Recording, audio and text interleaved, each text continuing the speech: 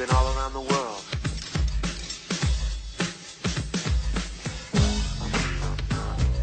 Been all around the world.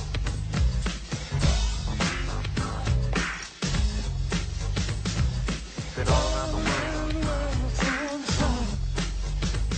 Been all around the world.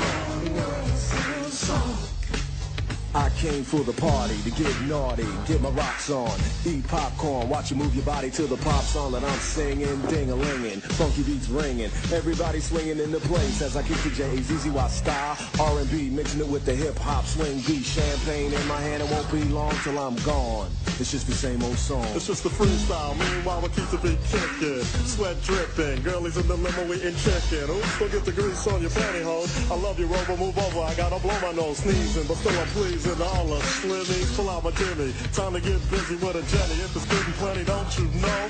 There I go, there I go, there I go. But I don't go nowhere without my gym hat. What I'm rapping is if she's stopping, then I'm strapping, cause I'm smarter than that. And then, girlie, maybe we can get along. Cutie after cutie. It's just the same old song. Same song.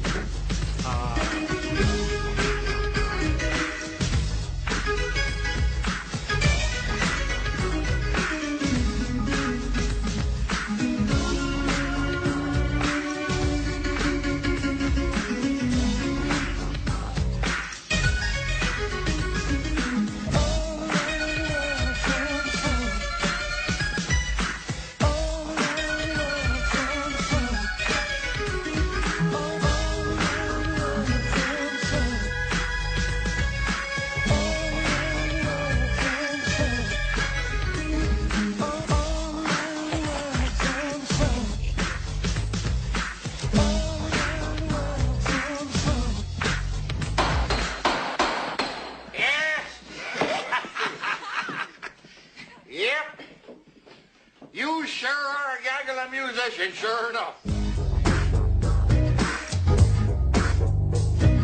Been all around the world.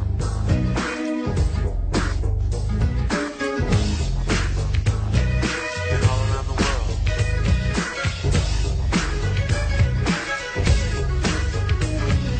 Been all around the world.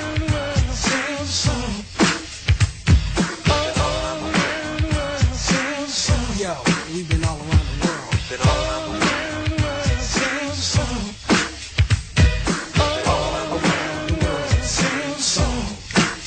I came for the party, to get naughty, get my rocks on, eat popcorn, watch you move your body to the pop song that I'm singing, ding-a-lingin', funky beats ringing, everybody swinging in the place as I kick the J-A-Z-Z-Y style, R&B, mixing it with the hip-hop swing beat, champagne in my hand, it won't be long till I'm gone. It's just the same old song. It's just the freestyle, meanwhile we keep the beat kicking, sweat dripping, girlies in the limo eating chicken, oops, forget the grease on your pantyhose, I love you, Rover, move over, I gotta blow my nose, sneezing, but still I'm pleasing, all the slimmies, pull out my Jimmy, time to get busy with a Jenny, if it's good and plenty, don't you know, there I go, there I go, there I go, but I don't go nowhere without my gym hat, what I'm rapping is if she's stopping, then I'm strapping, cause I'm smarter than that, and then, girlie, maybe we can get along, cutie after cutie, it's just the same old song. It's the same old song, y'all. Same song. It's just the same old song.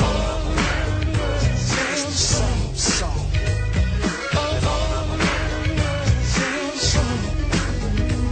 Money big, the freaky dicky, the squeaky wicky up and down. Well, as a matter of fact, I'll be right back. I gotta take a leaky. So while I'm draining, entertaining, but I got fame and the bases I touch. Too much for me to try to be naming. Hey yo, he saw me on cable and grinning. I busted in and I was going to win. Like Clark Gable back in Oakland, it's the same old song. It's 40 shorty, same freckles and hat, drinking the same Ford. Hypothetical, political, lyrical, miracle whip, just like butter. My rhymes are legit, cause I'm the Humpty, not Humpty Dumpty, but Humpty Hump. Here a hump, there a hump, everywhere I'm Humpty Hump. Shut up and just listen, not dissing, don't get me wrong, but to me it's just the same old song, so just watch, cause my name is Shock, I like to rock and you can't stop this. Tupac, go ahead and rock this. Now I clown around when I hang around with the underground. Girls used to frown, say I'm down when I come around. Gas me, and when they pass me, they used to diss me, harass me, but now they ask me if they can kiss me. Get some fame, people change, wanna live their life high. Same song can't go wrong if I play the nice guy. Claiming fame must have changed now that we became strong. I remain still the Why same, too? cause it's the same song.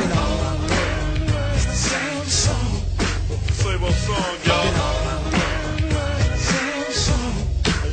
Shout out, check out, shout out.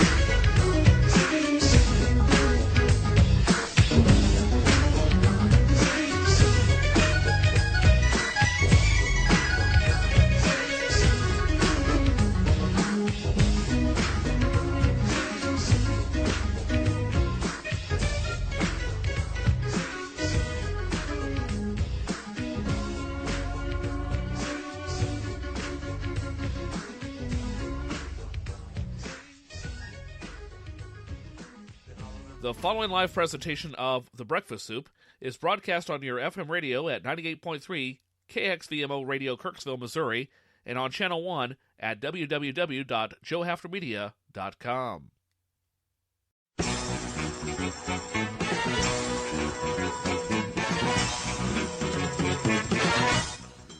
Coming up on this edition of TBS, that's short for The Breakfast Soup, by the way. Let's see what we have for you. Church organist gets suspended for playing Stayin Alive. Jennifer files for divorce from what do you say we do that over? pretend like that didn't happen. I didn't have the music bed all the way up the way I liked it anyway.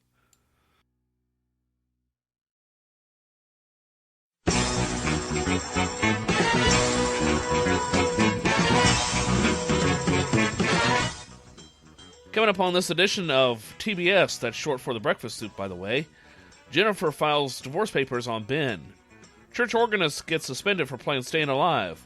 And all 5 of the bridesmaids are pregnant. Details on these stories, plus a whole lot more, await you on The Breakfast Soup. Oh my gosh, I do crack myself up sometimes. Next question.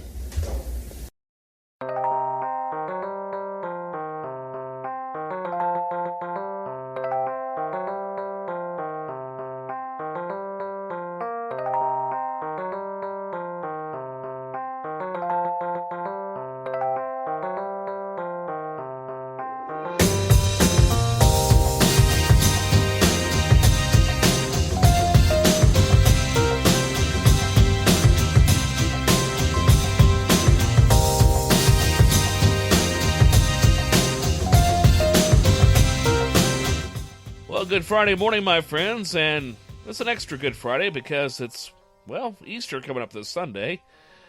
Welcome to the program on the 14th day of April, 2017, known as TBS for short. That's short for The Breakfast Soup. And if I seem a little discombobulated, that's because I am. This is what happens when you work a 12-hour shift and then try to do a podcast. But the show must go on, even if I am a few minutes late getting today's program started. For one thing, I was, that little picture insert on the Spreaker page that you see, it might have a picture of Donald Trump, and then it might have a picture of a bowl of soup, or whatever the case might be. Well, I was trying to get a picture of a bomb on there today, because I wanted to get a picture.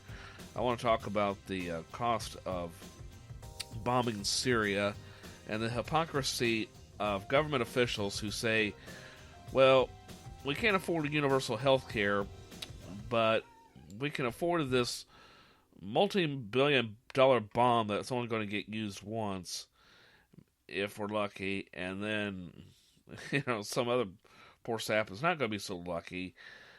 Well, we're going to talk about the hypocrisy of that in a little bit on this program. And if I sound like I'm stalling for time, it's because I am. Trying to find a music bed here. There we go. And I don't know why that was so difficult to locate. But anyway, that's where we are on this Friday. So hopefully I will wake my brain up and be able to make something coherent out of all this mess. Before I get very, very into the program, I encourage you to check out my website at www.joehaftermedia.com. That's joehaftermedia.com. Also, feel free to drop me an email anytime you like at joehaftermedia@gmail.com. That's joehaftermedia@gmail.com. It's where you can talk about anything you want to talk about. Feel free to send me an email again at joehaftermedia@gmail.com. Okay. Won't be able to read that story since it didn't archive properly, but this one did. And going to jump right into topic at hand here today, because I have a lot to take care of, and I got to go to work in about 2 hours. So the United States Defense Department sure likes to show off, doesn't it? And considering the resources that the department has, can't really blame them. After proving it can move with the quick strike capability of a Cobra, as it did when it launched 59 Tomahawk missiles at a Syrian airfield, Pentagon yesterday decided to up the ante by showing its muscle. They dropped the largest non-nuclear, that's right, the largest non-nuclear bomb against ISIS in the Nangarhar province in Afghanistan. The GBU-43B bomb, that's right, the GBU-43B bomb, known as the Massive Ordnance Air Blast, or Moab, or mother of all bombs, is a 20,000-pound monster. Get this, it took $314 million to develop this damn thing, and has a unit cost of $16 million. Cost over $300 million to develop, and $16 million to build each one of these things. 20,000 pounds of terror. Now, think about what that money could have done to help people in healthcare, or what that money could do for people needing healthcare. You could split that money up. Even if you could guarantee, say, someone $500,000 in medical coverage, you've covered 32 people right there alone with just one bomb. I just don't understand the government rationale of, well, it's cheaper to blow someone up than it is to save their lives. And yet, I get tired of the pedantic response of, a funeral service at such and such. If only they had had more health care, or if they've had, all this fake sympathy from government officials. What I'm trying to say is, why not try to save lives rather than destroy lives? Because you're going to blow this province up. A few months later, we're going to clean up the mess. We're going to go back in and rebuild their infrastructure. The locals are still not going to like us. And if we didn't get rid of the bad guys, they're going to do it again. So we blow them up again. But yet that money could help our citizens who need it more. I don't know about need it more, but it'd be more beneficial, especially since we pay into the system. But yet, now I'm not saying we shouldn't have national defense, but I think there are better allocation of resources than dropping a $16 million bomb that has no useful purpose, And if the thing doesn't go off, is it still useful? Stuff like that really bugs me. I never understood how spending that kind of money was ever a good idea for anyone. Well, anyway, there we have it. I had to get Moab off my chest there. Well, speaking of getting things off our chest, looks like Jennifer is finally getting Ben off of her chest. Or I think that happened a long time ago. But anyway, yesterday, after 2 years after Jennifer Garner and Ben Affleck announced that they had separated, the former couple is now officially getting divorced. Yesterday, Jen officially filed court papers. The divorce is said to be amicable.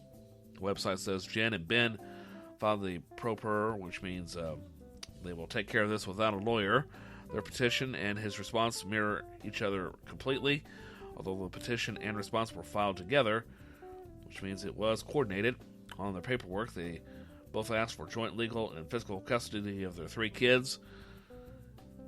Neither of them has asked for spousal support. Interestingly, though, TMZ did say that there is no prenuptial agreement, so they'll have to split whatever they earned during their 10-year marriage. Ben was certainly the financial breadwinner during the time of the marriage, but the report does say that the former couple is negotiating a financial settlement. According to the report, it seems that a judge won't be involved, but rather a mediator. The divorce should be completed by the end of this year. So, another fantasy there, guys. Jennifer Garner soon to be available. I'm not going to do that. Like I'd have a shot with her anyway. But anyway, there you go. And I'm not big on celebrity news, but occasionally, there are people in celebrity status that I like, and I don't know, Jennifer Garner, I've always had a soft spot in my heart for her. I mean, how could you not? Now, I don't know if this story is true or not, but I'm going to pass along anyway because it is quite humorous, and because I could see it being true. But apparently, a church organist has been suspended after playing Stayin Alive at an Easter sunrise, or check that, at an Easter Sunday service. Which, one of the things that draws into question the validity of this story is that it was archived on November 9th of last year. Also, it came off of a comic website, so to speak. But anyway, the article says, from Chicago, Illinois, clear evidence has emerged of a church organist, Mr. Ross Stanhope, having played a full chorus of the Bee Gees classic Stayin Alive in between verses of a hymn at a recent Sunday service, of an Easter Sunday service. From the head office of the Royal College of Organists, Bishop George Piper said this at a press conference held on Tuesday. Well, for the last 16 years, organist Mr. Ross Stanhope has provided spiritually uplifting music to worshipers at a Catholic church in Chicago, St. Albans Cathedral, to be precise. It is therefore with great sadness that I inform you that he has been suspended pending further investigation. There is now clear evidence that tends to prove that he has strayed from musical orthodoxy by playing a short organ flourish of Stayin Alive in the middle of one of the Easter hymns at a recent service. And it goes on and on and on. So I am calling into validity of this statement, but nevertheless, a little bit of Easter humor as we head into Easter weekend. And I played the soundbite yesterday on the program. I'll play it for you again real quick. It's a commercial that Burger King has gotten into a little bit of trouble for. And I'm surprised that more advertisers haven't thought of trying this yet. But I imagine this is probably going to put the kibosh on that happening anyway. Let's see. Where is that ad? Just give me a moment to find it here. Alright, that's not it. Okay. Why don't I do it this way? Alright, let's do King. Okay. Huh. Now I don't see it. Should be right here at the top of the list. Okay, let's try Google. Ah, there it is. Anyway, Burger King got into a little bit of trouble for this ad. And again, I thought it was very clever. But using modern technology, so I'm going to kill the champagne music there and play this for you. But first, for a short time it appeared that one fast food chain, as I said, had successfully found a way to be on its customers' minds, or so they thought. Burger King created an ad that asked the question, "Okay Google, what is the Whopper Burger?" And customers claimed the intent behind the ad was to have Google Home devices read out the ingredients of the Whopper in an effort to compel the person to go purchase the meal. So I'm going to play that for you right now. And if you haven't heard it yet. Okay, here we go. You're watching a 15-second Burger King ad, which is unfortunately not enough time to explain all the fresh ingredients in the Whopper sandwich. But I got an idea. Okay, Google, what is the Whopper Burger? And there you have it, my friends. And I wonder if that would really work. I'm going to get one of my Google devices out here, because I've got plenty of them to choose from. So just bear with me for just a few seconds. And, okay, Google, are you listening? Okay, Google. Yep, there we go. All right. And I want to see if this really triggers this thing here. All right. Let me clear that screen. All right. So let's stop this one more time. And wait a minute, it just occurred to me I don't have the speakers hooked up to this thing correctly, so that won't work anyway. All right, well, so much for that idea. So much for that idea. One more story to kind of lift your mood here, And I feel like I'm whispering in a library today the way I'm talking. You can tell I'm really tired. Planning a wedding can be stressful, especially true when you have a large bridal party. But for bride-to-be Heather Lundgren, planning her wedding has been unusually eventful. It seems that all 5 of her bridesmaids, that's right, all 5 of her bridesmaids got pregnant after Lundgren invited them to be part of her big day. And did I mention that they're all due within 1 month of her wedding day? Somebody's been very busy. Yep, that's right. A bride-to-be occasionally will plan for one of her bridesmaids to be pregnant, especially if she knows that her pal is trying to conceive. But for a bride's entire party to fall pregnant, that's pretty rare. And also quite awesome, as long as the bride in question is able to take things in stride. And in this case, she is. Lundgren says she's pleased for her friends and their growing families. And after all they've been through together, this is no sweat. And she is touched that even with the morning sickness, backaches, heartburn, and all the discomfort that pregnancy can entail, her pals still totally have her back. You know, that is pretty remarkable there when you think about it. But all 5 of these ladies are all expecting children within within a month of each other. But sounds like one big extended family, one happy extended big family. Okay, well, let's see what do we have for you on the program today. It's Friday, and that brings our new feature to the program, which was introduced last week. Of course, I guess anything I did on the show last week would have been new because it was the first Friday show of TBS, short for the Breakfast Soup. But I do have the Friday Funnies for you, in addition to the regular features, such as What's in the News coming up in a little bit, along with the Dave Ross Show a little bit later on, hopefully, along with the Osgood File, plus a whole lot more. But first, let's take care of the Showbiz Minute, and then we'll have What's in the News on this edition of The Breakfast Soup for Friday, April 14th, 2017.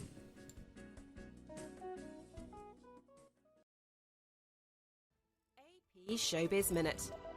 Jennifer Garner and Ben Affleck have filed divorce petitions, the first step to formally end their marriage more than a year after publicly declaring their relationship over. The actors both filed petitions in Los Angeles County Superior Court Thursday, citing irreconcilable differences and seeking joint custody of their 3 children. The couple announced they were separating in June 2015, after 10 years of marriage.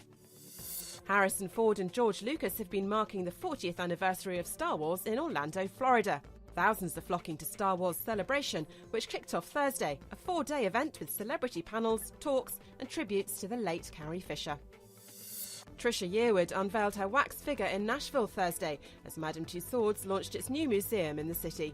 The attraction is the first of its kind to put the spotlight purely on musical acts, with replicas of the top country stars including Blake Shelton, Taylor Swift and Luke Bryan. They'll share the museum with wax figures from the worlds of pop, jazz, folk, rock and soul. This is Nikki Finlay with AP Showbiz Minute. What's in the news? Getting a look at a piece of history. More people have been to space than have been to see the Titanic. I'm Steve Kaith in CBS News. It happened 105 years ago, and the story's been told in more than a dozen films. Iceberg, right ahead! The sinking of the Titanic. Don't you understand? The water is freezing and there aren't enough boats. Half the people on the ship are going to die. The private submersible company OceanGate is planning a series of expeditions to see the wreckage, which was first discovered back in 1985, 2 miles below the surface of the Atlantic Ocean. I've heard some researchers say that the Titanic will melt away and be gone in 20 years. Stockton Rush is the company founder. He spoke with CBS's Chip Reed. Starting in May 2018, Rush will begin a series of yearly expeditions to the Titanic, the first time anyone will have been to the site in more than a decade. The 5-person submersible that will be used is still under construction at a New Jersey factory. When complete, the Cyclops 2 will be able to dive 13,000 feet. And the ride, for mostly experts, not tourists, is not cheap. They're going to pay $105,129. Because that is inflation-adjusted price of a first-class ticket on the Titanic in 1912. He says the Cyclops II, unlike the Titanic, will be invulnerable, and he'll be there to see it through. I will go on all the first dives and probably every third dive, so put my money where my mouth is. Now this. Thanks, Frank. That was swell. I'm glad you liked it, Harry. You know, you're a darn good-looking fellow. I'll bet you have lots of girls crazy about you. Oh, I don't know. Oh, you're just being modest. But tell me, how do you feel when you're in love? How do I feel? My gosh, Harry, it's the most wonderful feeling in the world. Why, when I'm in love, I'm just breezing along with the breeze. I never mind the bumps or the ruts along the highway of life. I float through life on a cloud. And that, folks, is exactly the way you feel in the famous Dodge Air Glide ride. If you haven't experienced this thrill, visit the showroom of your local Dodge dealer. See for yourself the extra value you get in this big, new, money-saving Dodge. Believe me, folks, it certainly is more car for less money. Think of it. The new Dodge Beauty Winner of 1936 now sells for only $640 and up. List prices at Factory Detroit. Say, that is something, Harry. But how about you singing a song now? Don't mind if I do. What's in the news? I'm Steve Kathan, CBS News. My morning commentary is brought to you by the good people at Washington Federal. My wife and I choose to bank with Washington Federal for a few reasons. They're responsible with my money, which is always a good thing for a bank. They actually like face-to-face interaction, and they believe a bank should be the foundation of a healthy community. Washington Federal, invested here. Member FDIC, equal housing lender. The lawyer for Dr. David Dow, now the world's most famous deplaned passenger, wants his client to be a symbol not just of the dehumanization of air travel, but of all corporate bullying. I think corporate America needs to understand that we all want to be treated with the same respect and the same dignity that they would treat their own family members. But what is corporate America? It's made up of employees, who in this case could have done the right thing if they'd wanted to. Even soldiers have a duty to refuse an unlawful order. Someone could have said, "Stop, this is stupid. The guy paid for a seat. We're not going to call the cops to drag him off the plane." But instead, the airline employees and the cops decided we're going to do this no matter what. And I think a lot of us behave that way once we get a little power. The guy who cuts you off on your way home, he's decided he's so much more important than you, he's actually willing to kill you to get home a little earlier. You can't blame the company that made his car, or even the commercial that always shows it going way too fast. It's the driver. Corporations may be faceless, but the people in them are free to be human beings at any time, and those people are us. This isn't really about overbooking. There are plenty of ways to fix the overbooking problem. This is about not being a jerk when you go to work. The way to fight back against the faceless, dehumanizing corporation is to behave like a human being, even if you work for one.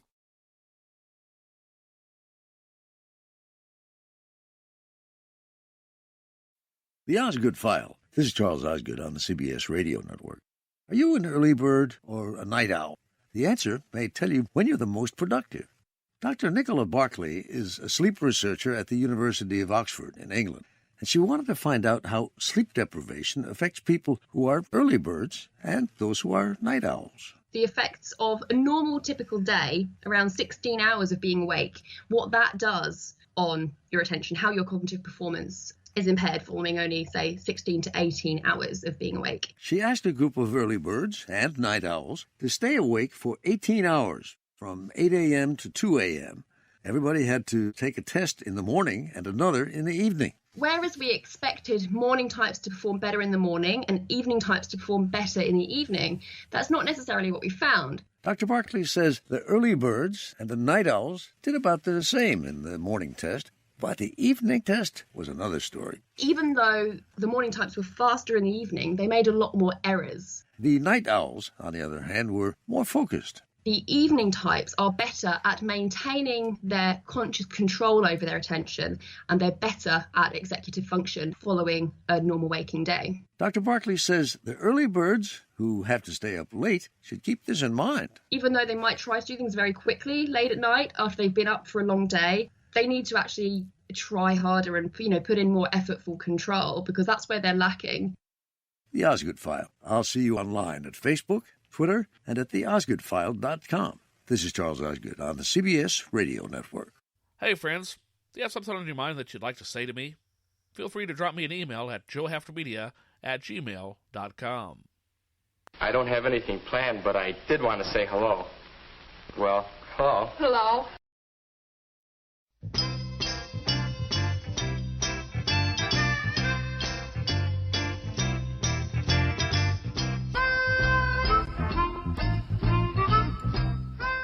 .22 away from 12 o'clock noon on this, the 14th day of April, 2017. And last night after work, I, of course, worked up a monstrous appetite because I do a lot of running around and so forth and things like that on my day job, as it were. Well, I went to Hy-Vee, as I often do, because I prefer their food, quality of their food, and I like their service. Well, on my way to the checkout counter, literally as I was getting up to the checkout counter, I've seen these cans of Mountain Dew before. There's a new variety called Mountain Dew Spiked. Lemonade spiked with prickly pear cactus juice, non-alcoholic. Alright? Thought I'll give it a shot. And I have to say, I was not very impressed with it. It tastes like Old Mountain Dew with a hint of pear juice in it. It's not bad, but it's not great. You know, I think with a shot of, maybe vodka or something like that, it might not be too bad. This is grown-up talk, kids, by the way. You know, don't be mixing drinks on my account, all right? But, yeah, it wasn't bad, it wasn't great. My taste buds were kind of disappointed. But I will say, though, I admire, though, that folks at Pepsi didn't put high fructose corn syrup into it. So that was a big plus. So anyway, things I will do to stall for time on this program. 20 minutes away from 12 o'clock noon. And what do you say we take care of the Friday funnies for you right now? And just give me a moment here to find the correct file for you. And this is inspired by a story a friend of mine told me the other day. I won't go into it. Other than the fact that he was honored at his place of employment and they got the number of years wrong. And it reminded me of this bit from Bob Newhart off his debut album. So I'm going to play it for you right now. Let's see here. Friday Funnies. Huh. That's strange. Guess I'll just have to do this one. Oh, I know what it is. The old TTO Open. We'll use that one instead. Okay, it's time now for the Friday Funnies, my friends. And this is Bob Newhart talking about a retirement party. Prepare for stupidity. Pay attention to me, boy. I'm not just talking to hear my head roar. Spit out the golf ball. Waka waka. Who wants to hear a funny ass joke? That's what she said.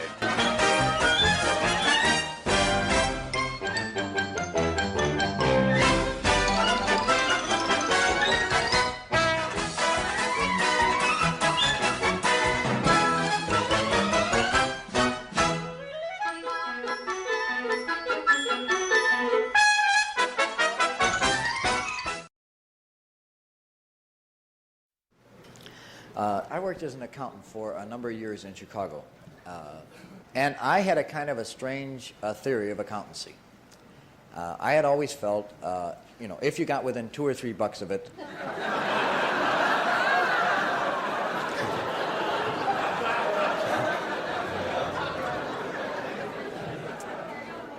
but this never really caught on.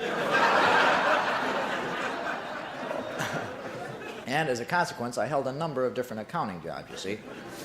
And it seemed like whenever I would go with a company, they would always be having a retirement party. And I found out one thing. They are all alike.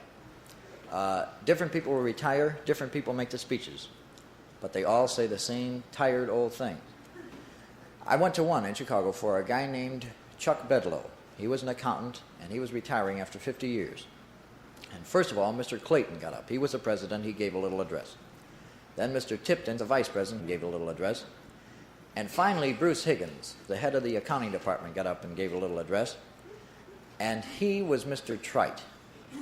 He used every cliche that had ever been used at a retirement party.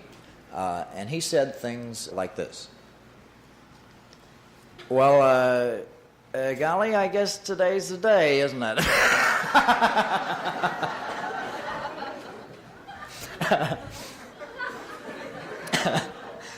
It's really going to seem funny, though, golly, walking in here Monday morning and not seeing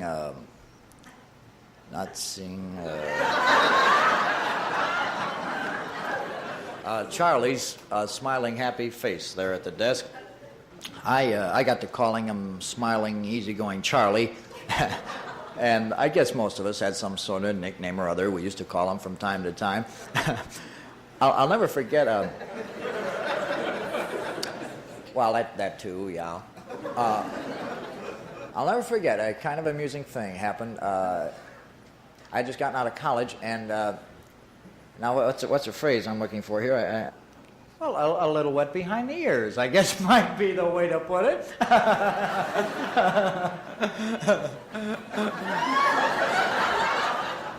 And I was made department head here. And many's the night that Charlie and I used to sort of burn the midnight oil, so to speak. So let's really hear it now for a wonderful old guy, Charlie Bedlow. Charlie?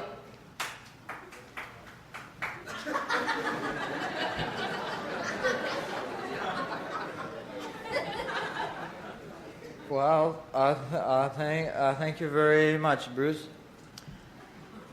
Golly, I've been sitting here listening to Mr. Clayton and Mr. Tipton, and of course Bruce here, and through all of their speeches, one thought kept sort of recurring in my mind.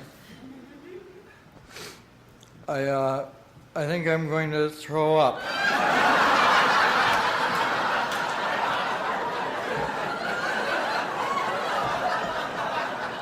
I have never heard such dribbling all my life.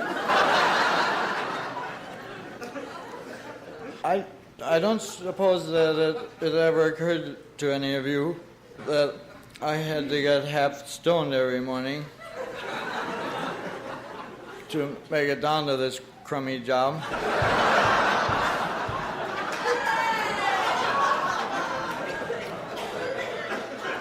You'd be smiling and easygoing if you were gassed all the time too.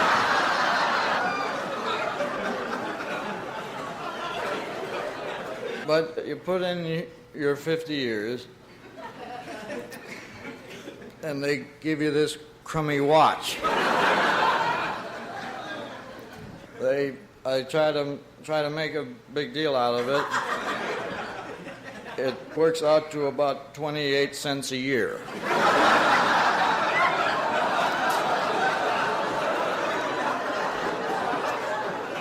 But seriously, if it hadn't been for the $50 a week that I glommed out of petty cash,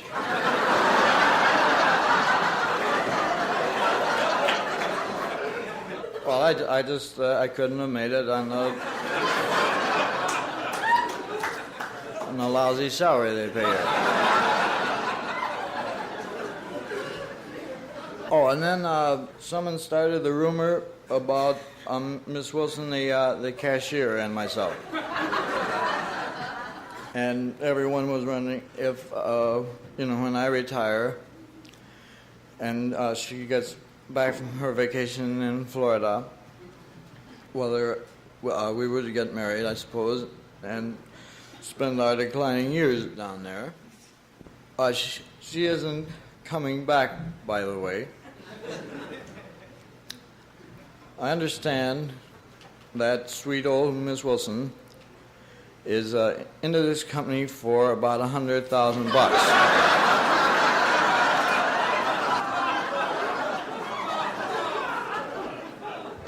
It's a little deal that she's worked out. She either calls it double payrolling or ghost payrolling or something having to do with payrolling. I can never make heads or tails out of what she was talking about. Of course, she's down in Mexico with 100,000. And I'm up here with this crummy watch.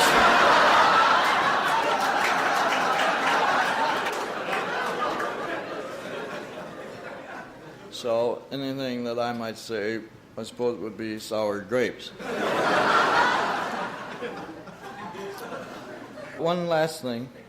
A lot of people have asked me, Charlie, what are you going to do when you finally retire? Are you going to get a little part-time job in Florida? Or just a lull around the beach? Or in other words, what am I going to do? I have some tapes from some office parties.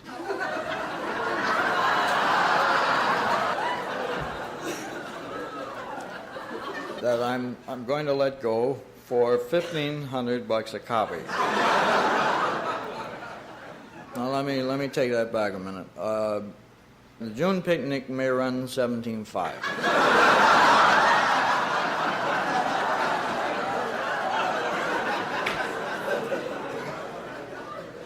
And with the money that I make off of the tapes, and Ms. Wilson's $100,000, I should do pretty good. Thank you very much. Thank you.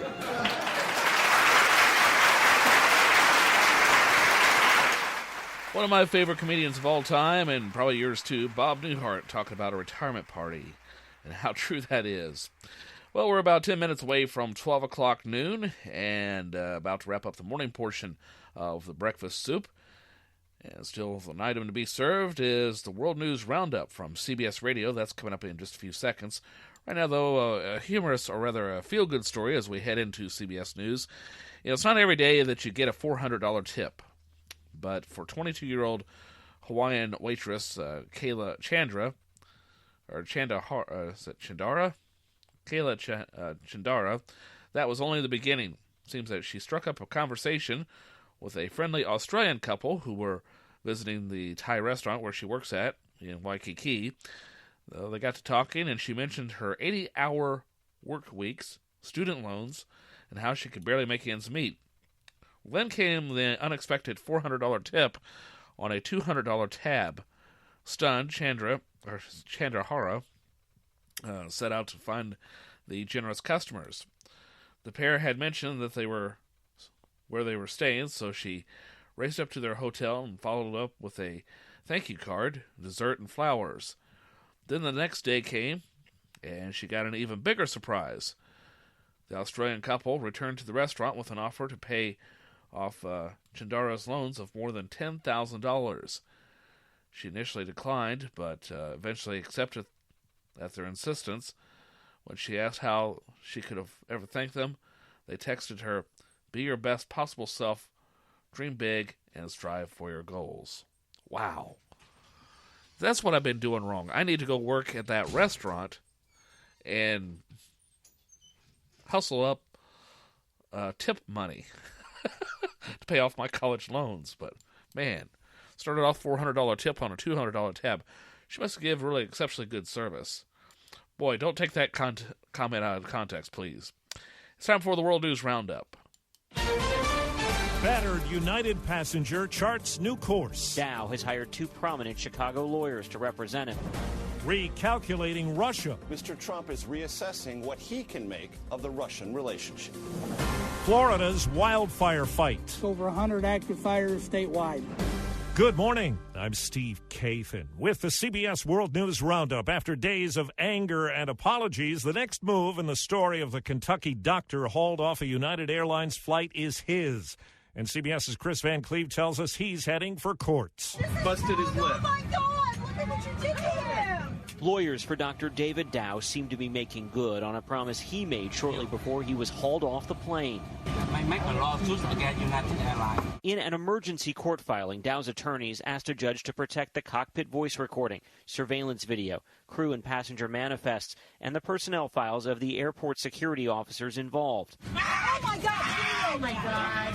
All three have now been placed on administrative leave. Dow has hired two prominent Chicago lawyers to represent him in any potential legal action. Thank you for flying the friendly skies, and we hope... Despite apologizing and offering refunds to all passengers on Flight 3411, United has struggled to put the controversy behind it. This afternoon, the airline and airport officials are expected to testify before the Chicago City Council. A conservation group and Arizona congressman have joined forces in the first federal lawsuit against President Trump's proposed border wall. The suit says the project may run afoul of environmental laws and will be a threat to rare animals. In Michigan's capital, the city council has done an about-face a week after voting to call itself a sanctuary city, protecting illegal immigrants. The reversal came after Lansing businesses and residents expressed outrage. What are you planning on doing when it's a felony and they committed crimes? Can we walk the streets after we committed a crime? I get pulled over. If I didn't pay a ticket, I'm going to jail. Federal officials have threatened to cut funding to sanctuary cities. The Kremlin said today Secretary of State Tillerson's meeting with Vladimir Putin did not cause a positive shift in relations between Russia and the U.S. White House correspondent Major Garrett says President Trump is facing new realities with Russia, NATO, and China. With disagreements over Syria, election hacking, continued violence in Ukraine, and NATO expansion, the White House and Moscow have almost no common ground. We're not getting along with Russia at all. We may be at an all-time low in terms of relationship with Russia. That was not what candidate Trump thought was meant to be. We're going to have a great relationship with Putin and Russia. Donald Trump, think of it, wants to befriend Putin and other things, she said, right? And I'm saying to myself, what's wrong with that? That's good. With Russian relations on the rocks, the president has newfound interest in NATO's ability to project strength, something he famously doubted. I said, here's the problem with NATO. It's obsolete. I said it was obsolete. It's no longer obsolete. And in an interview with the Wall Street Journal, the president said of Chinese government, quote, "They're not currency manipulators." A top Chinese official echoed that today. Neither side will say if this talk on currency is tied to any new line of agreement on North Korea. China is said to be using its influence to try to convince North Korea not to carry out any missile or nuclear tests this weekend. CBS's Ben Tracy is in Pyongyang. New satellite images examined by a North Korea watchdog group suggest the country is preparing to conduct a sixth nuclear test, which could be timed to coincide with this weekend's celebration of North Korean founder Kim Il-sung. President Trump has sent a Navy strike group steaming toward the Korean peninsula and has warned that all options, including a military one, are on the table. Well, this word former Trump campaign chairman Paul Manafort is registering retroactively as a foreign agent. It amounts to an admission that he failed to disclose work he did on behalf of the former pro-Moscow government in Ukraine. And CBS's Bill Rakoff tells us Paul Manafort stepped down as the president's campaign manager in August. On the same day, the New York Times reports he created a shell company taking out loans from businesses connected to Mr. Trump to the tune of about $20 million.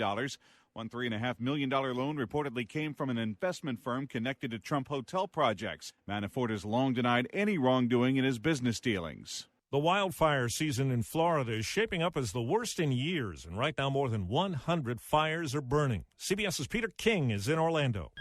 This sound is becoming all too familiar, and it's only going to get worse. This is an extremely active wildfire season. Orange County Fire Operations Chief Mike Vida is just a few feet from where one fire threatened resorts here in Orlando's busy tourist area. It's extremely dry. We have less than normal rainfall.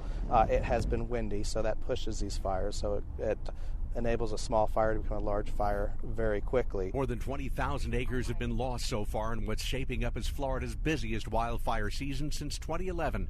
Peter King, CBS News, Orlando. Well, now to Chicago, where police have made an arrest in the shooting death of a county judge and a woman in the front yard of the judge's home. Chief of Detectives Melissa Staples says robbery was the motive. The placement and the concentration of cameras in and outside of the judge's neighborhood was very instrumental for detectives to get a jump start on this case by catching and capturing the license plate of the vehicle that was used in this incident. The Arkansas Supreme Court has been asked to block 2 executions scheduled for next Monday. They're 2 of 7 planned by the state before the end of the month. All are being challenged. Attorney Jeff Rosenzweig represents 3 of the condemned inmates. It sort of reeks of an assembly line, whereas one of the newspapers here called it a killing spree. The execution push is because the controversial drug Arkansas uses to carry out executions expires soon, and the manufacturer is refusing to sell the state more. For years now, many employers have complained they can't find the people with the right skills to fill the jobs they have open. Jennifer Graz, a career builder, says that's not changing. 56% of employers say they have jobs that stay vacant for 12 weeks or longer, and the average cost their companies incur for having these extended job vacancies is more than $800,000 annually. Federal investigators say they found credible evidence that male supervisors and maintenance staff at Yellowstone National Park sexually harassed women who work there. The park says it's addressing the situation. Just days before the big Boston Marathon, there's this life and death story from CBS's Jim Shenevy. Can living in a city running a major marathon raise your death risk? Brown University researchers studied cities that host marathons and found that a resident's risk of dying from a heart attack increased by 13% on the day the race is run. They think it's because of blocked streets and traffic congestion causing delays for emergency responders getting people to the hospital. On a typical marathon day, even with lights and siren blazing, ambulances took an average of 4 more minutes to reach the emergency room. Jim Shenevy, CBS News. Is anyone up for a game of basketball? He was dead serious. He poked fun at Prince and his more famous brother, Eddie. Comedian Charlie Murphy died from leukemia yesterday at 57. He's best known for his bits on Chappelle's Show, and he co-wrote 2 movies with Eddie Murphy. That's the World News Roundup. I'm Steve Kathan, CBS News. Hey, friends. Did you know that you could follow the antics of yours truly by checking out my Facebook page as well as my Twitter account by simply going to my social media links at joehaftermedia.com? Now you do. Well, say you're a cocaine dealer, and you kind of look like one a little bit. To give you kisses, Terrell.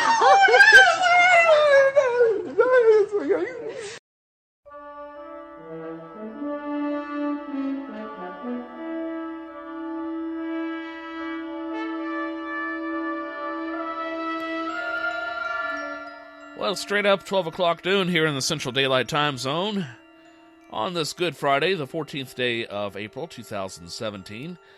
Still to come, we'll have Marketplace Tech News in a little while, along with the Writer's Almanac with Garrison Keeler, Composer's Date Book, Today in History. A lot of segments left to take care of before all is said and done. And right now, though, let's see, what do we want to talk about here? You ever doing any fishing? How about let's try this one on for a size. Ways to stop stressing. Because you might be a worrywart, right? Well, Self Magazine offers 6 ways to stop your stressing. And among them is hop off the worry train. Just because you have an idea, like I might get fired, doesn't mean you need to ride it to its terminus, okay? Second of all, plan to fret. Take a half hour each day to worry intensively, then move on. I wouldn't even waste 30 minutes on that. That's a waste of time. Keep a journal. Jot down your worry. Then in a few days or weeks, write down the outcome. What you'll find, things usually turn out better than you expected.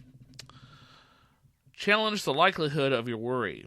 If your spouse is late coming home and you imagine that he or she has been hit by a bus or some other such vehicle, think about the emotion behind your worry, okay?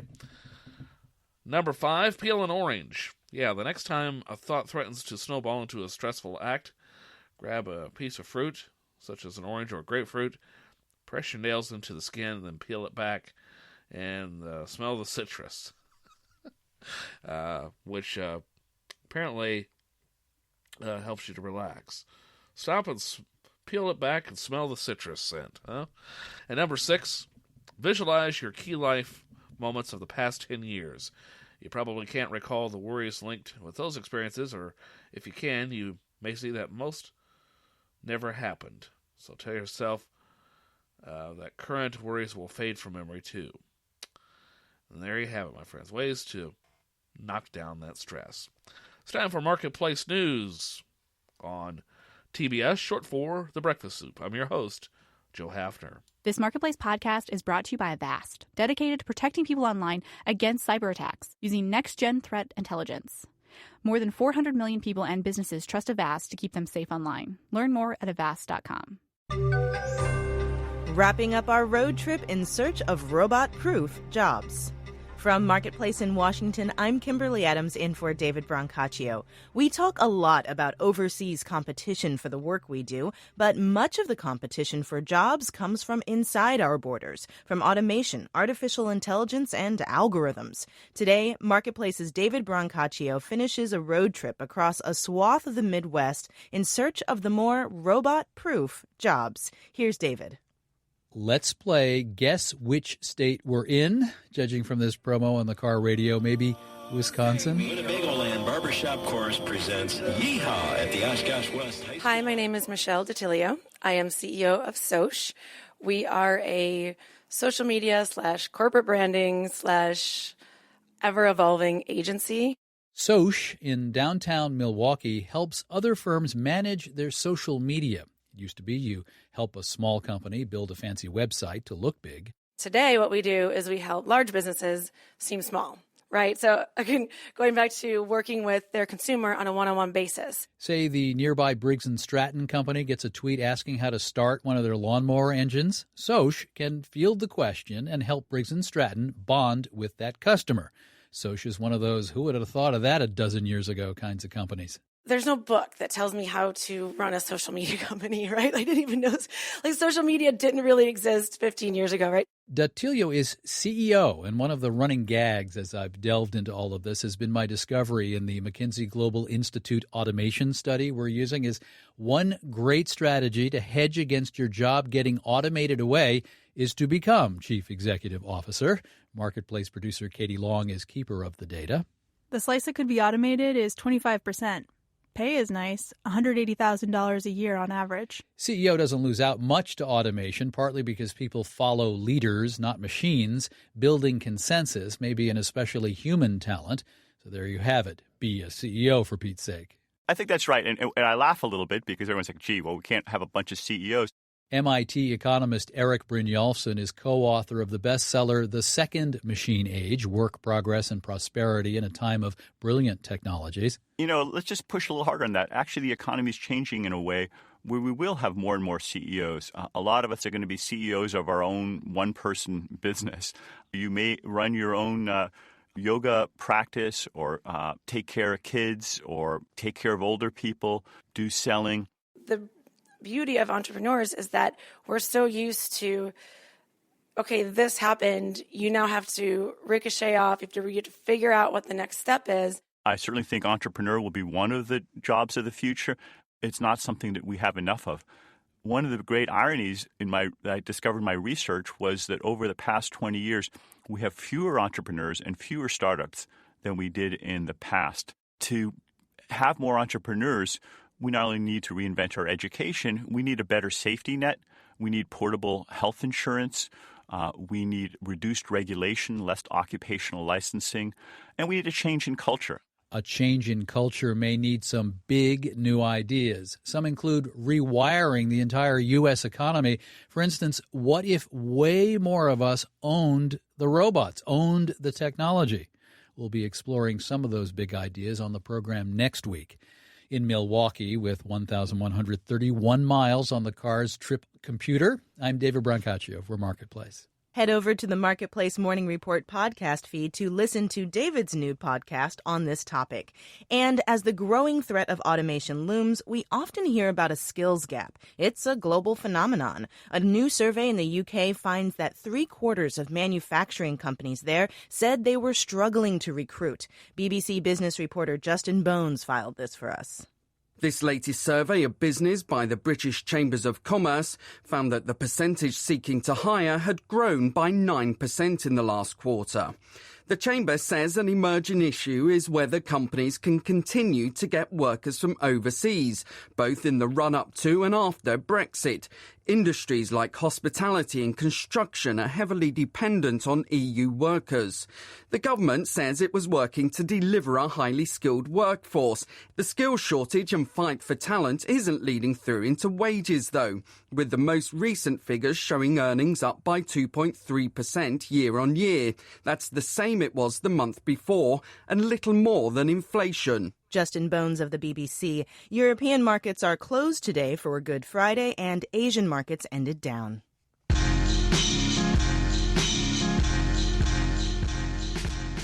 Walmart is rolling out discounts for shoppers that order items online, then agree to pick them up at the store. The move is the latest play in its battle with Amazon. Marketplace's Adam Allington has the story. The new deal, called Pickup Discount, is more than just waiving shipping costs. It's an actual discount. Independent retail analyst Sucharita Malparu says Walmart has thousands of trucks delivering to its 47 locations every day. For them to add these e-commerce packages onto those trucks is relatively inexpensive for them. Malparu says this allows Walmart to avoid that costly last mile of shipping from, say, UPS to your doorstep. So, win-win, right? But the consumer's being trained that that's not the most convenient option. And this is this quandary that retailers and, frankly, consumers have. David Schick is an analyst for Consumer Edge Research. More and more, he says, Amazon's offering basics, while Walmart is moving more towards specialty items. So these two lines are essentially crossing now. And the e-commerce industry is becoming your everyday retailer, and your everyday retailer is becoming your find-anything e-commerce player. Walmart will offer the discounts on 1 million items by the end of June. No word on whether it will be any easier to get out of the parking lot. I'm Adam Allington for Marketplace. Our senior producer is Nicole Childers. Our digital producer is Janet Wynn. Stephanie Hughes produces Marketplace Tech. And I'm Kimberly Adams with the Marketplace Morning Report. From APM, American Public Media. This Marketplace podcast is brought to you by Dashlane. With Dashlane, you'll never forget another password. Dashlane is an award-winning password manager that works across all your devices, making it super easy to manage your passwords. Dashlane is the only password manager with a U.S. patent for their security technology, and they also recently collaborated with Intel to add an unrivaled layer of hardware-based protection. You can download Dashlane for free or get an exclusive discount on the premium version at dashlane.com/morning. Welcome back to TBS on this Friday, now in the afternoon hours here in the Central Daylight Time Zone, 10 minutes after 12 o'clock to be exact. And coming up in a little bit, I'll have Marketplace Tech News for you, as well as Today in History, along with today's Top 5 list. And the topic this time around is the top 5 signs that your kids may be watching too much television. Something I've been accused of from time to time. Anyway, it's time now for an old song of the day. We're going to play an old song to get you through this Friday. And this one I hadn't thought of for quite some time until Monday night when I was reading a book about the making of, not Blazing Saddles, but of Young Frankenstein. Anyway, Putting on the Ritz, a song written by Irving Berlin, wrote it in May of 1927 and published it in December of 1929. It was registered as an unpublished song August 24th, 1927, and again 1928, July of 1928. Introduced by Harry Richmond, and of course in the musical film Putting on the Ritz, according to the complete lyrics of Irving Berlin, this was the first song in film to be sung by an interracial ensemble. The title derives from the slang expression "putting on the Ritz," which means to dress very fashionably. The expression was inspired by the opulent Ritz Hotel. Well, numerous artists have covered it over the years, of course, and including the group Taco, or is it an individual? I never can remember. Anyway, off the album After 8, released in... this says 1999. That can't be right. I remember it back in the 80s. Seemed like about 1983, wasn't it? Let's see. Taco. Taco's a musician. Okay. Taco Akers, born in 1955. And let's see. Where is it? if I can find any information on Put on the Ritz. Single Put on the Ritz, top charts in Sweden and England. It entered the number 5 in Norway, Australia, and Canada. Okay, when did he release it, though? Yeah, here it is. September 1983. See, I remembered correctly. I wasn't just putting that in my childhood memory just for the sake of putting something in my childhood memory. Well, anyway, here is Taco, and the tune is called Putting on the Ritz on this edition of TBS.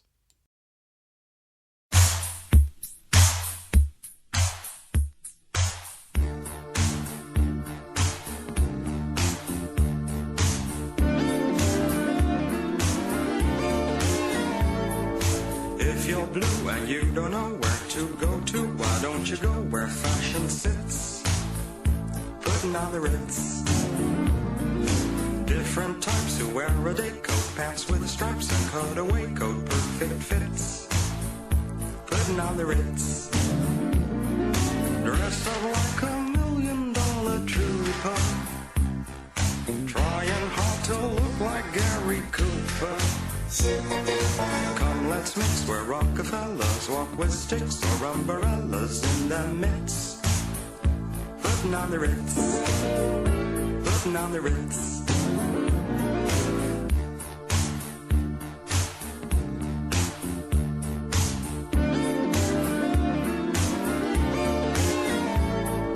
If you're blue and you don't know where to go to, why don't you go where fashion sits? Putting on the Ritz. Different types who wear a day coat, pants with stripes and cutaway coat, perfect fits. Putting on the Ritz. Dressed up like $1 million trooper, trying hard to look like Gary Cooper.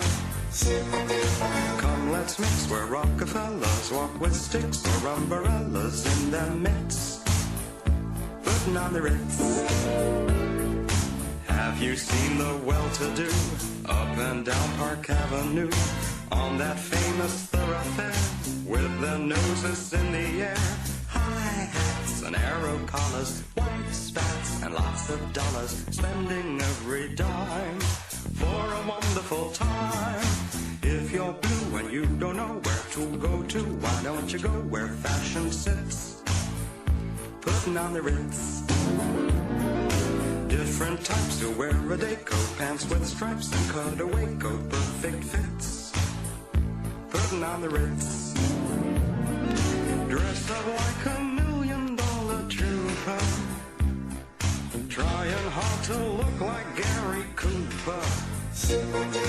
Come, let's mix where Rockefellers walk with sticks or umbrellas in their midst. Putting on the Ritz. Putting on the Ritz.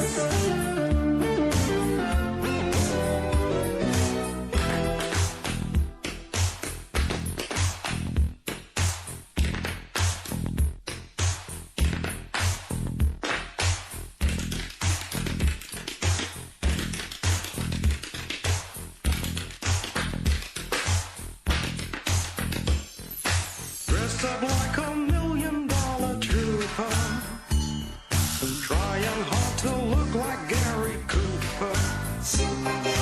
If you're blue and you don't know where to go to, why don't you go where fashion sits? Putting on the Ritz. Putting on the Ritz. Putting on the Ritz. Putting on the Ritz.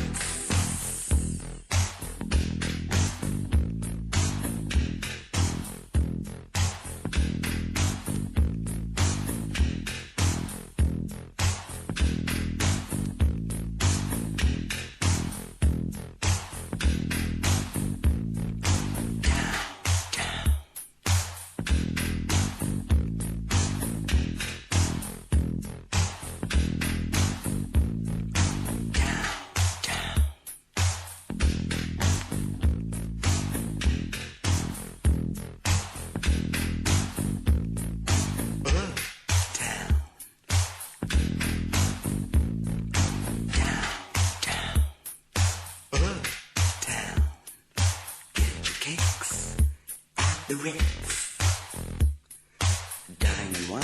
but not till now. The time is right for us tonight. We can move to the rhythm. We can move, dance to the rhythm. Nice and easy.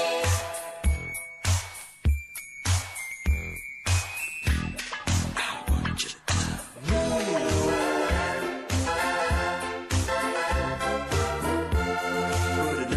putting it on, putting it on the R-I-T-C. How about you and me, says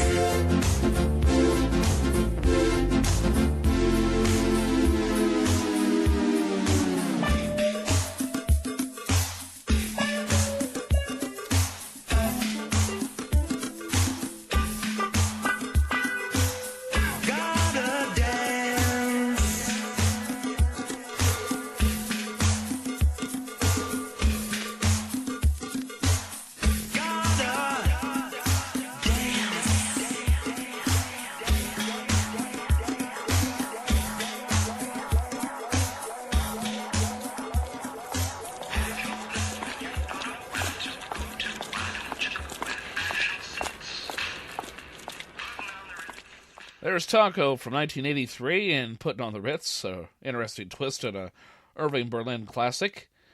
And speaking of putting a twist on things, how about it's time for today's Top 5 list.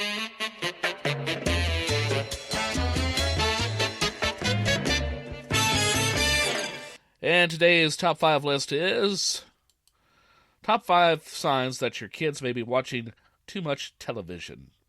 Number 5, they refer to the screen as Daddy. Number 4, when they get up from the couch, they are just dust lines. Number 3, they're lip-syncing every episode of Dora the Explorer. Number 2, only time they get up from the couch is when they drop the remote. And the number 1 sign that your kids may be watching too much television, that blood-curdling scream they let out when you turn off the TV, well, that should be a hint. There you have it, my friends. Today's Top 5 list on this edition of TBS. Forgot the name of my old program for a moment. What am I doing here sitting at my desk? I got a microphone and a computer. What am I doing? Oh, my God, you're all listening to me. It's time for Marketplace Tech News. This Marketplace podcast is brought to you by Atlantic.net, cloud and dedicated hosting solution provider of healthcare HIPAA, PCI compliance, and ad tech. With fully audited solutions and 23 years in the business, Atlantic.net won't let you down. Visit Atlantic.net to learn more. It's Marketplace Tech for Friday, April 14th. I'm Molly Wood in for Ben Johnson. It is tax season, and if previous tax seasons are any indication, someone is going to try to rip you off soon. Identity theft and refund fraud are big issues every year, but hackers are increasingly using your personal information to trick you into clicking on fake links or even to impersonate you altogether. Rick Holland is Vice President of Strategy at Digital Shadows, a San Francisco threat intelligence firm. Rick, how might hackers try to come at you during tax season? Are we talking emails, fake phone calls? If you think of these criminal organizations, they're trying to generate revenue and they're trying to reduce the cost of goods sold, if you will. So emails are much easier than setting up a call center. I mean, we'll see in some of the dark web sites, here's what the template looks like for this particular tax preparer so that you can then build your scam to send out. So you definitely see a mix of email, and the voice calls will probably be picking up in the next week or so, just as we get to the final countdown. And the IRS has been talking about its anti-fraud efforts, its identity theft prevention efforts. Are they equipped to fight this? Well, I think if you look back over the past several years, there's a lot more awareness about this. You can send phishing at irs.gov to report these things. So the awareness is increased there, but it's certainly not where it needs to be. And I would say it's probably a drop in the bucket as far as the fraud goes, but it is a step in the right direction. And I know that there are budget cuts looming for the IRS. Will that make it even harder? I would almost say we're on our own as consumers anyway, because the IRS, despite their awareness campaigns, they can't really stop someone from emailing you or me. They can encourage people to file their taxes earlier. and sooner before someone else might do it. But if I'm a consumer, I would think of myself on my own and try to protect myself. And if the IRS is doing something, great. But really, we have to rely upon ourselves as opposed to the government in this case, because they just can't scale to address the problem. Is that a thing that happens where a hacker can file taxes on your behalf and steal your refund? I was filing my taxes yesterday, and I was kind of kicking myself because I was like, wow, I'm procrastinating, waiting to the last minute, because what will happen is that people will file before you. So it's a good idea to not be like me and not procrastinate and file sooner. That way, if someone goes out, they won't beat you to it. You can also set up a PIN on the IRS website to protect yourself as well. So you can set the PIN number up actually before you would even file. But you want to get there before the bad guys do who are trying to commit that fraud against you. Rick Holland from Digital Shadows, you have scared me to death. Thank you so much for your time. Thanks for having me.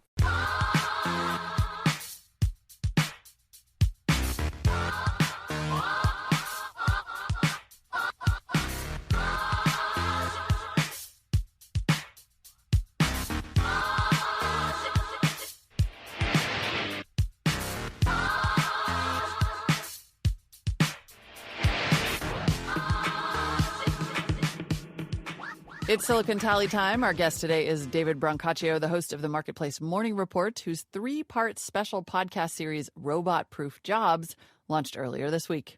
David, are you ready to play the game where we try to stump each other with numbers from the week's tech news? Yes, as my Italian relatives say, pronto per la battaglia. Ready for battle. Okay. Well, then lay it on me. 2.7 trillion U.S. dollars. Trillion with a T, as in trillion. Money spent buying extra Pokemon coins?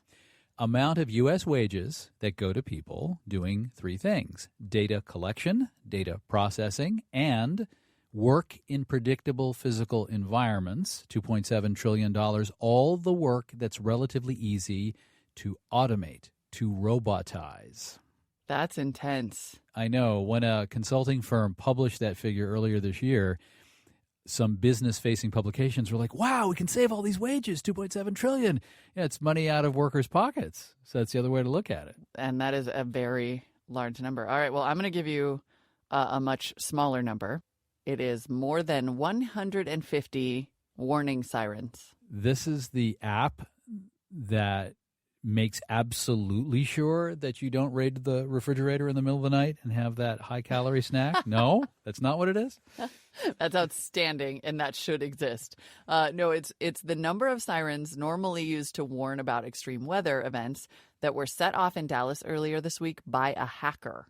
So someone was able to hack into Dallas's emergency siren infrastructure and set off 156 of them, and they went off for 90 minutes. Oh, my.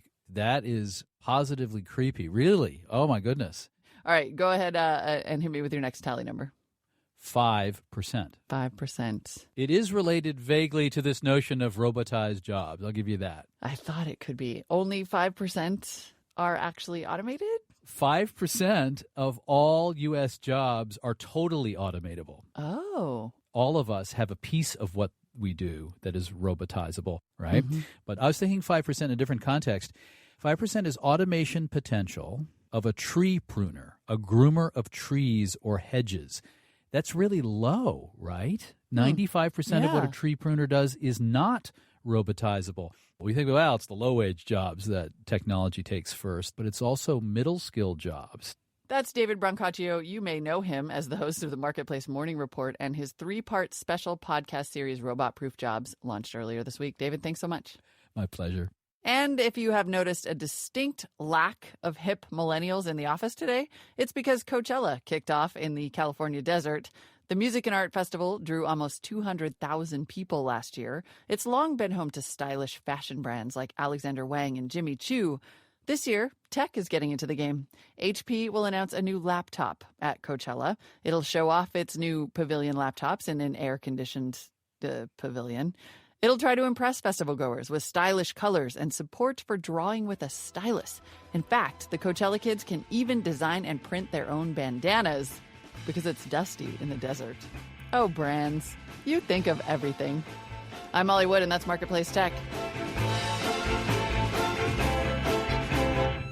This is 8 p.m. Remember, to get the latest details about what's coming up on The Breakfast Soup, simply direct your web browser to www.joehaftermedia.com. Tarzan does not know where Tarzan go.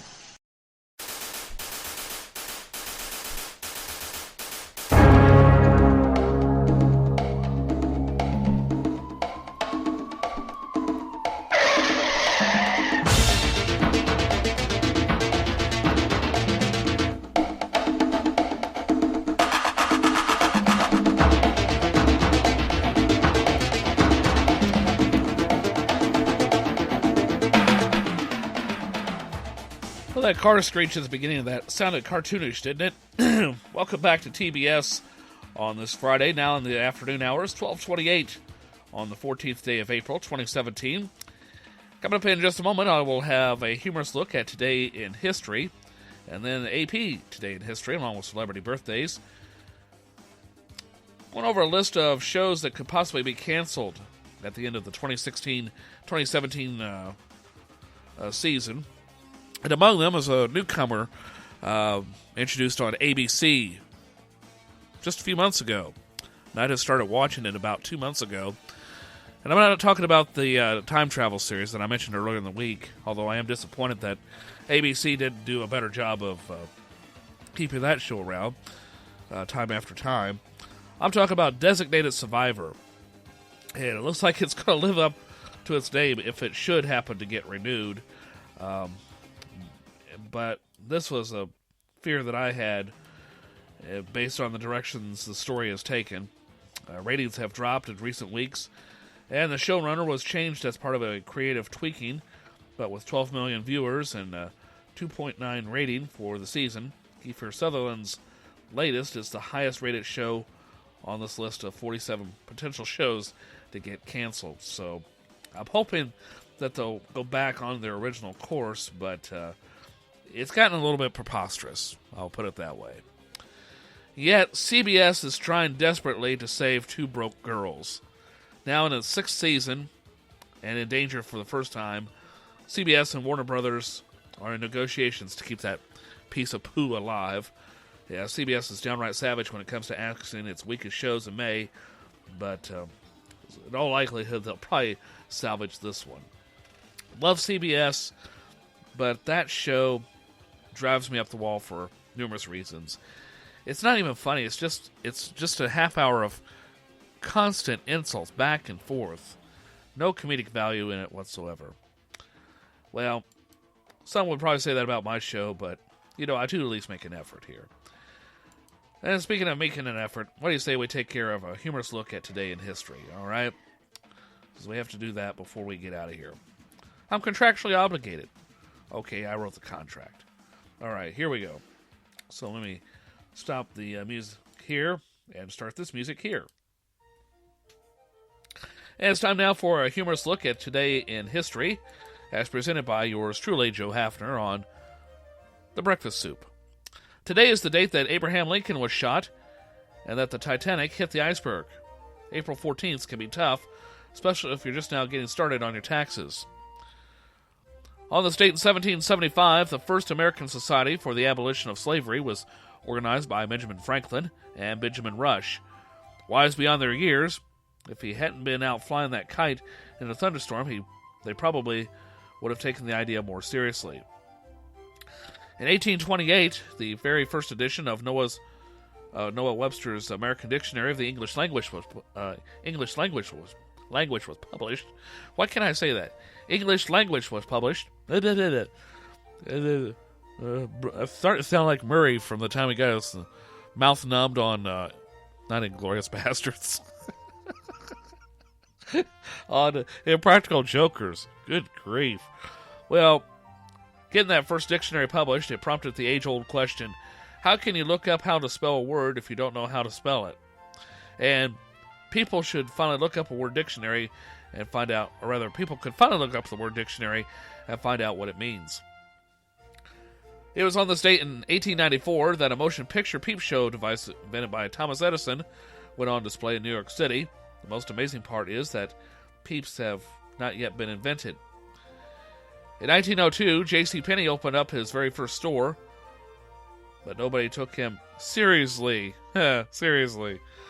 And as I said, on this date, 1912, the world's most unsinkable ship, the Titanic, struck an iceberg, and as you know, Leonardo DiCaprio didn't survive. Or apparently the captain didn't see the iceberg and was staring at a guy down on the deck saying, "Doesn't that look like Leonardo DiCaprio?" Anyway, there you have it, my friends. Some humorous things on this date in history. One more thing to pass along. On this date, 1956, Ampex demonstrated the very first commercial video recorder, and the rerun was born.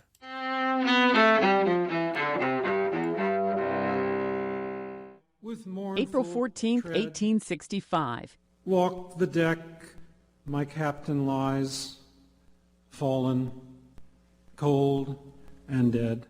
In Washington, President Abraham Lincoln is shot and mortally wounded by John Wilkes Booth at Ford's Theater.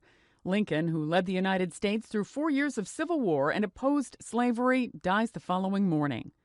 1912, on her maiden voyage, the British luxury liner Titanic collides with an iceberg in the chilly North Atlantic. The Titanic sinks into the ocean less than 3 hours later, killing about 1,500 people on board. 1828, the first edition of Noah Webster's American Dictionary of the English Language is published. 1956, Ampex demonstrates the world's first practical videotape recorder at a broadcasters conference in Chicago. 2002. I'm just going to savor this one, and it took a lot of hard work this week. Physically, it took a lot out of me. In Augusta, Georgia, Tiger Woods becomes only the third golfer in history to win back-to-back Masters titles. And 1935. Well, I was born to coal miner's daughter. Country singer Loretta Lynn, known for her autobiographical song Coal Miner's Daughter, is born in Butcher Holler, Kentucky. Today in history, April 14th, Sandy Kozel, The Associated Press. Damn it, Jim, what the hell's the matter with you? Other people have birthdays. Why are we treating yours like a funeral? Bones, that ought to be lectured. Very, very many happy reasons.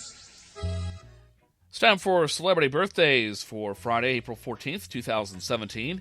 And before I run down said list of celebrity birthdays, if you're celebrating your birthday today, happy birthday, and you share your birthday with these famous people. And as AP just mentioned, Loretta Lynn turns 85 years old today. Country music singer Loretta Lynn is 85 today. Actress Julie Christie is 77. Baseball player Pete Rose, 76. Rock musician of Deep Purple, Richie Blackmore, is 72. Actor Brad Garrett, remember him from Everybody Loves Raymond, played Ray's brother. He is 57. Baseball Hall of Famer Greg Maddux is 51. Actor Anthony Michael Hall is 49.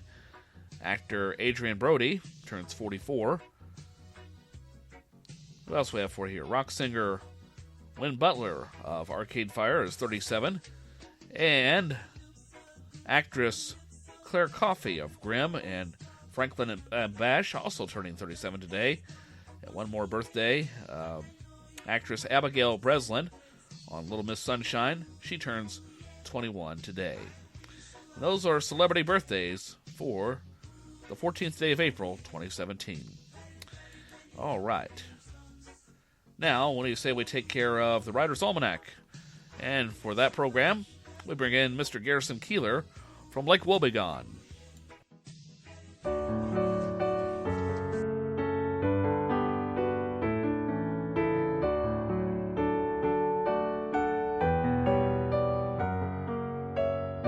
And here is the Writer's Almanac for Friday. It's the 14th of April, 2017. This day in 1935 was known as Black Sunday on the Great Plains. It was one of the largest dust storms in American history, part of the Dust Bowl, which was, as we now look back at it, completely man-made. Wheat prices were high after the First World War, so farmers plowed away all the native grasses they planted from fence row to fence row, more and more wheat. And then when the price of wheat fell, During the Depression years, they abandoned these empty fields, which, with no native grasses to hold the soil down, the wind came and blew it away. Hundreds of millions of tons of topsoil displaced in 1935 alone. It was on this date in 1865 Abraham Lincoln was assassinated at Ford's Theater in Washington, D.C. He and his wife, Mary Todd Lincoln, almost did not go to the play. It was a comedy called Our American Cousin. His wife had a headache. The president felt tired, but they decided to go. He took care of some last bits of business, including signing a bill that established the Secret Service, and they went off to the theater. In a pleasant mood, he enjoyed the play. John Wilkes Booth entered the box at about 10 o'clock in the evening with a single-shot Derringer and shot the president in the back of the head. It's the birthday of the journalist Tina Rosenberg, born Brooklyn, 1960, a proponent of what she's called solutions journalism that doesn't just report bad news but works to change the world, showing how the problems can be overcome. She writes a New York Times column called Fixes, in which she explores solutions to social crises like health care and poverty. She said, "We know that a steady diet of news about violence and corruption and incompetence does create in people depression, apathy, learned helplessness, stress, all kinds of things, and it's really bad for the news business. We are selling a product that people find painful to consume. I think anyone could tell you that that's not a good business model." And it's the birthday of the graphic novelist Daniel Clowes, born in Chicago, 1961, whose comics draw sympathetic portraits of eccentric and lonely and disenfranchised people. Books like Lloyd Llewellyn, Ghost World, and David Boring. Here's a poem for today by W.S. Merwin, On a Distant Shore. The night before sailing from the world I had known, that now seems the ancient world to me, it was a hot summer night in the humming city, the small hours, the tiny two-room apartment of a friend, the windows wide open above the avenue, and behind me 3 young women crammed in, asleep, as I stood at the window. And then I turned to the room, and in the light from the street beheld one beautiful bare breast of a friend's friend, gently rising and falling, as though I were not there, already not there. On a Distant Shore, a poem by W.S. Merwin from The Moon Before Morning, published by Copper Canyon Press and used by permission here on the Writer's Almanac. Supported by the Poetry Foundation, you can subscribe to the Poetry Magazine podcast and the Poetry Off the Shelf podcast in the iTunes Store or listen at poetryfoundation.org.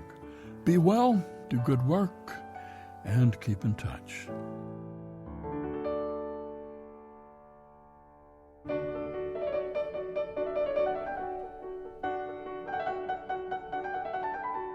This is the Composer's Datebook for April 14th. I'm John Zeck. On today's date in 1789, Mozart was in Dresden performing his new piano concerto at the Royal Saxon Court. Mozart was pretty good at documenting his own compositions, and we know from a catalog of his works that he finished this concerto in late February the previous year.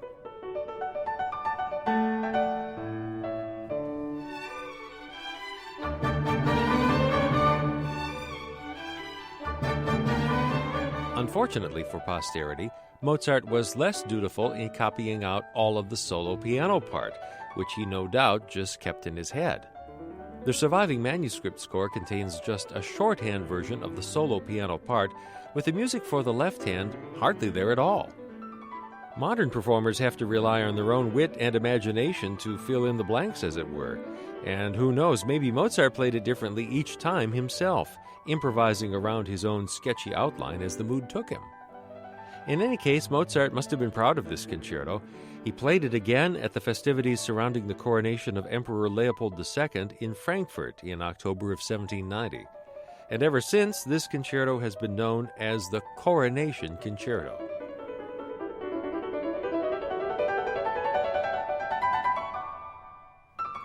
Composer's Datebook is supported by Progressive Insurance, small business protection for more than vehicles, with specialized coverages to protect against financial loss.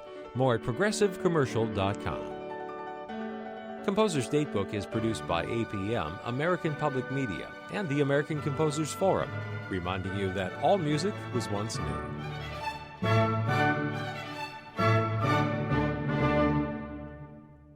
You know, I hear stories like that about Mozart and doing all these great concertos and symphonies and whatnot in his head. And I just realized I played the wrong CBS News World Roundup for you 45 minutes ago. Yeah, I played yesterday's feed. No wonder that newscast seems so familiar. So I'm going to do a make good on that now as we roll through this Friday together. Oh, I should just shut it down and go back to bed, but I can't because I got to go to work here in about 45 minutes. So I'll tell you what we're going to do. We're going to run the CBS World News Roundup. Play the right one. I made sure of that. Then I'm going to play the Reporter's Notebook. That finally came through. And then I'll have the new music of the day. You've already heard it earlier in the week, but I'm going to play it again. That's What I Like by Bruno Mars. And then we're going to wrap things up, okay? Sounds like a plan? All right.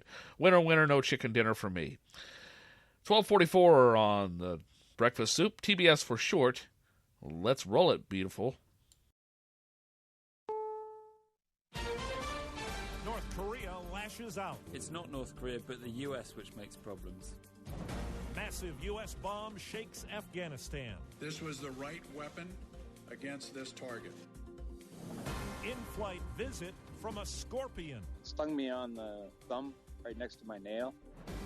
Good morning. I'm Steve Kathan with the CBS World News Roundup. A display of American military might rocked Afghanistan. Will the shockwaves be strong enough to influence North Korea? That country is said to be poised to carry out a missile or nuclear test this weekend as part of a national celebration. North Korea and the U.S. have exchanged verbal jabs all week. CBS's Ben Tracy is in Pyongyang. Vice Minister Han Song-ryol says the situation between the United States and North Korea is the worst it's ever been. In one word, Trump is openly pursuing a policy to annihilate North Korea by force of arms. He calls President Trump's decision to send a Navy strike force to the Korean Peninsula, as well as continued U.S. military exercises in the area, provocative acts. Do you believe the United States wants to attack North Korea? If the U.S. comes up with a dangerous military option, then the first card is in our hands. We'll deal with it with our preemptive strike. This means war. I'm Stephen Portnoy at the White House, where officials are anticipating another North Korean test launch, saying it's a matter of when, not if. And aides say they're well prepared to counter it. This was President Trump yesterday. North Korea is a problem. The problem will be taken care of. The Pentagon has sent an aircraft carrier group steaming toward the Korean peninsula. Vice President Pence is due to travel to South Korea on Sunday. The administration has been hoping China will use its economic clout to convince Kim Jong-un to stand down. Well, now to Afghanistan, where the U.S. dropped the most powerful non-nuclear weapon it has on caves, killing 36 ISIS fighters. American General John Nicholson gave the order. Let me be clear. We will not relent in our mission to fight alongside our Afghan comrades to destroy ISIS-K in 2017. CBS News Pentagon correspondent David Martin. The bomb, all 21,600 pounds of it, was aimed at the center of an ISIS cave complex in Afghanistan. When it detonated, it set off a massive pressure wave that would have literally crushed the life out of fighters hiding in the caves. In Syria, evacuations are underway for thousands of people in 4 besieged towns. 2 are pro-government locations in the northern part of the country. The others are held by rebels near Damascus. The new CIA director used his first public speech to go on a tear about a website that's made its name by leaking everything from intelligence documents to political emails. WikiLeaks is billed as a whistleblower website, but CIA Director Mike Pompeo says it's trying to weaken the security and safety of the U.S. WikiLeaks walks like a hostile intelligence service and talks like a hostile intelligence service. WikiLeaks released documents detailing CIA cyber espionage tools, published State Department cables, and U.S. military logs from Iraq and Afghanistan. The disclosures in recent years caused harm, great harm, to our nation's national security. During the campaign, Donald Trump said he loved WikiLeaks and its release of hacked Democratic emails. Pam Coulter, CBS News, Washington. The Chicago City Council is promising changes for the security force that dragged a Kentucky doctor off a United Airlines flight last weekend. Alderman Ed Burke. Chicago employees should not be doing the dirty work for the Friendly Skies airline. On a United flight from Houston to Calgary, a passenger says he had a too-close encounter with a scorpion. We were on the plane about an hour having dinner, and then something fell on my head, so I grabbed it, and I was hanging on to it, realized what it was. Richard Bell says he was stung, but he refused airport medical treatment. 2 drug companies are now asking a federal judge to stop Arkansas from using its drugs in 7 executions planned before the end of the month. Lawyers for the inmates have also moved to try to block the executions. 4 minutes after the hour, an investigator's report names 12 former staffers at an elite Connecticut boarding school, accusing them of sexual misconduct with 24 students. It went on between 1963 and 2010. The Choate School has apologized. 24 riders on a stalled roller coaster at Six Flags in Largo, Maryland were stuck for several hours last night, 100 feet up. And we just thought it was some sort of joke because it was one of those rides. But when we realized like 3 seconds later it wasn't a joke and we were actually stuck, that's when we started freaking out. Firefighters used a rescue bucket to bring them all down. An unmanned spacecraft has returned some interesting findings about one of the moons of Saturn. Live to CBS's Peter King. Well, Steve, when Cassini left the Cape almost 20 years ago, a spectacular fiery launch. Scientists could only imagine what lay ahead. It studied Saturn for the last 13 years, and now project manager Linda Spilker says one of its moons has liquid ocean and hydrogen. We now know that Enceladus has almost all of the ingredients that you would need to support life as we know it on Earth. But it doesn't necessarily mean there is life there. The discovery comes near the end of Cassini's mission. It's due to start a series of dives between Saturn and its rings later this month. Steve? Well, today Christians are marking Good Friday. Thousands of pilgrims have joined the Good Friday procession here on the Via Dolorosa, or Way of Sorrows, in Jerusalem's Old City. They are visiting the 14 stations of the cross, many carrying big wooden crosses. It's a big turnout this year because the Eastern Orthodox and Western churches are observing Good Friday at the same time. Robert Berger, CBS News on the Via Dolorosa, Jerusalem. Well, this morning we recall a sports milestone. Here's CBS's Steve Futterman. 70 years ago tomorrow, the world of baseball changed forever. Robinson stands deep in the batter's box, just a little way away from the plate. Jackie Robinson, playing for the Brooklyn Dodgers, broke the so-called color barrier. Well, I knew the importance of the occasion. I knew that this was bigger than any one individual. Many historians believe Robinson's breakthrough was an early step that eventually led to other civil rights breakthroughs. I have a dream. Tomorrow, on the 70th anniversary, every Major League player will wear Robinson's number 42, and at Dodger Stadium in Los Angeles, the Dodgers will unveil a Jackie Robinson statue. Steve Futterman, CBS News. S&P futures are down 13 points. Time on the roundup, 8 past the hour. A bill's been introduced in Canada to legalize the recreational use of marijuana. Reporter Haley Cooper has details. A person 18 years or older will be able to possess 30 grams of dried marijuana, which is about 60 joints. If a person is caught selling or giving marijuana to a minor, that could result in 14 years behind bars. The proposed legislation introduces severe penalties for those who sell or give cannabis to youth. Health Minister Jane Philpott says producers will have to be federally regulated, and there will be zero tolerance when it comes to drug-impaired driving. Well, California says Uber has not followed through on a zero-tolerance pledge for dealing with drivers under the influence, and the state officials are threatening a $1 million fine against the ride-hailing company. That's the World News Roundup, produced this week by Mara Rubin, Jennifer Brown, and Wendy Zentz. I'm Steve Kathan, CBS News. Reporter's Notebook. I'm Peter King in Orlando. Normally, I don't do these reports from my front yard, but then you probably can't smell what I do in your yard. Smoke from a not-so-distant fire. There are more than 100 wildfires burning around our state, and so far, some 20,000 acres have burned. And with warm, dry weather and a fair amount of wind, it's likely to get worse over the next few months. We're expecting the busiest wildfire season since 2011. The governor has declared a state of emergency. Road closings are routine from Alligator Alley on north. Part of the beach line, the major east-west highway between here and the Space Coast, has been shut down for 5 straight mornings thanks to a fire east of Orlando. That's the one I smell here. Property damage has been minimal so far, but a fire last week came very close to some resorts here. And the population boom has created one of the biggest challenges for firefighters. More homes have been built next to conservation land and potentially in the line of fire. I'm Peter King, CBS News Orlando.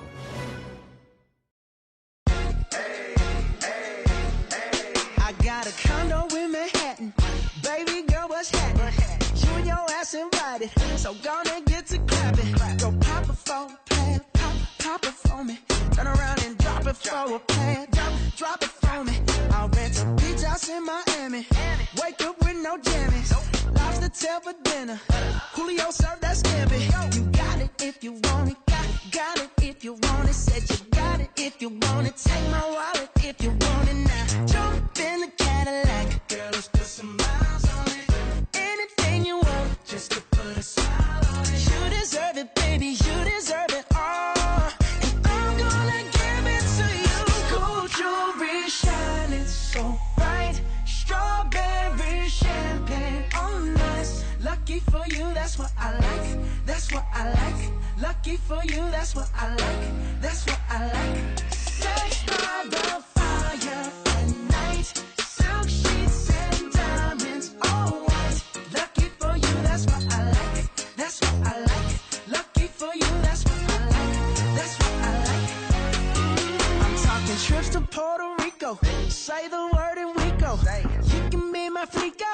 Girl, I'll be a flico, mamacita. I would never make a promise that I can't keep. I promise that your smile ain't gonna never leave. Shopping sprees in Paris. Everything 24 carats. Take a look in that mirror. Now tell me who's the fairest. Is it you? Is it you? Is it me? Is it me? Say it's us. And I'll agree, baby. Jump in the Cadillac. Girl, let's put some miles on it. Anything you want, just to put a smile on it. You deserve it, baby. You deserve it all. And I'm gonna give it to you. Gold jewelry shining so bright. Strawberry champagne on us. Lucky for you, that's what I like. That's what I like.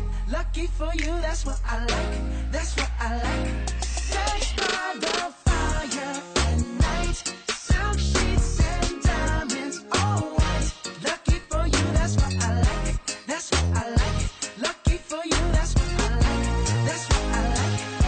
You say you want a good time, but here I am, baby. Here I am, baby. Talk to me, tell me, tell me what's on your mind.